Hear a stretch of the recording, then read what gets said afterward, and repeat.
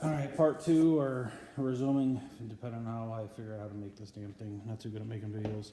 But I use the lap sealant on these screws just so I didn't want the animal to, cut himself or herself on. And then there's more lap sealant I put around the door. It's actually magnetized. Got that, I don't know, 10, 15 bucks on Cutco website. But yeah, it's pretty sealed. I don't think we're gonna have any issues with rain or anything getting in. And then this actually has the door has kind of like a brush guard on it. But pretty happy overall with that. There's the inside of that vent, so it's pretty sealed up. Backside of the drum again, or the drum lid. So and I can actually, that red latch on the outside, I can actually take that, lock them in, lock them out, in, out only, or vice versa. So it has a few different options. It's pretty cool. And I made sure it was an indoor-outdoor grade, because I found cheaper ones that were made just for indoor. But I figured if it's going to be in the sun and the elements, I'd rather have something that's going to last a little bit longer. Okay, back to the drum. You can kind of see back there, there's that vent I was talking about. Like I said, I put the screen there, and then once I lay this down, the bedding all comes out.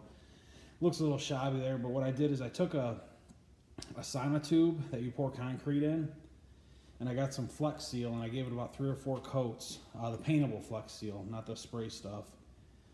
It took a few days to dry, but it turned out pretty good. I mean, hopefully it'll be scratch resistant, or at least a little weatherproof resistant.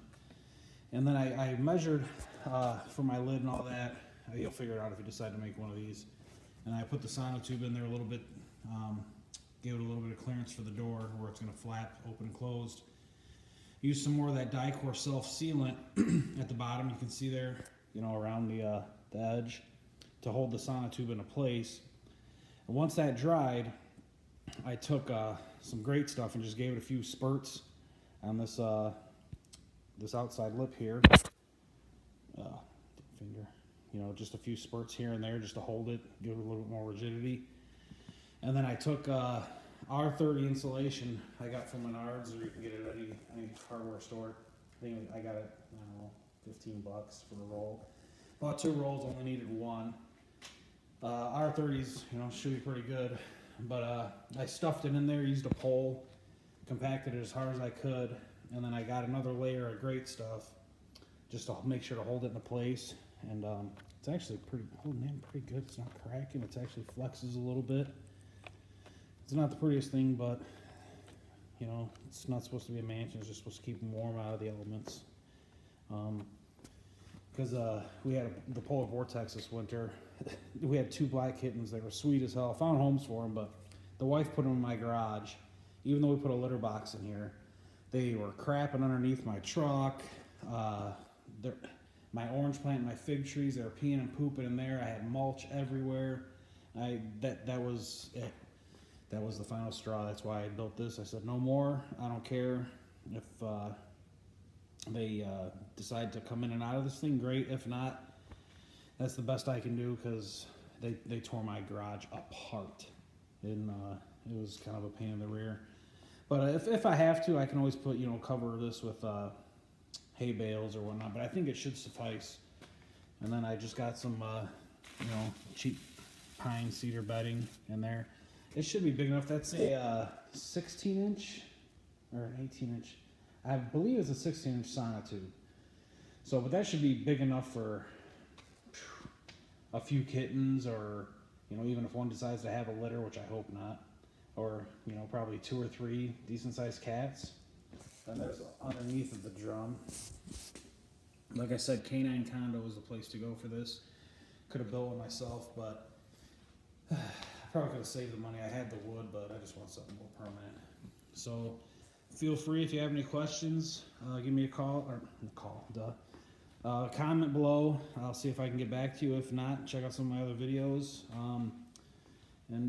Yeah, hopefully this will be a little bit better solution than what I had going with sticking them in my garage, or those Rubbermaid containers that people use, that I don't think, keeps them out of the elements, but I think this would work in a polar vortex situation.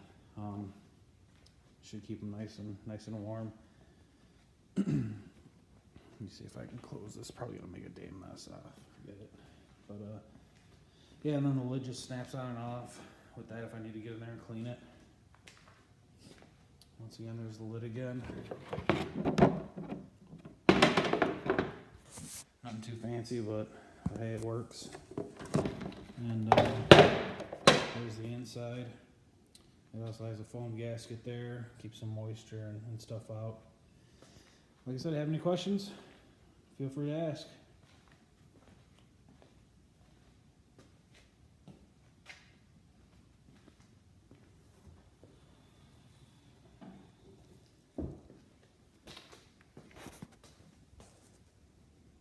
Oh yeah, that's plenty big enough.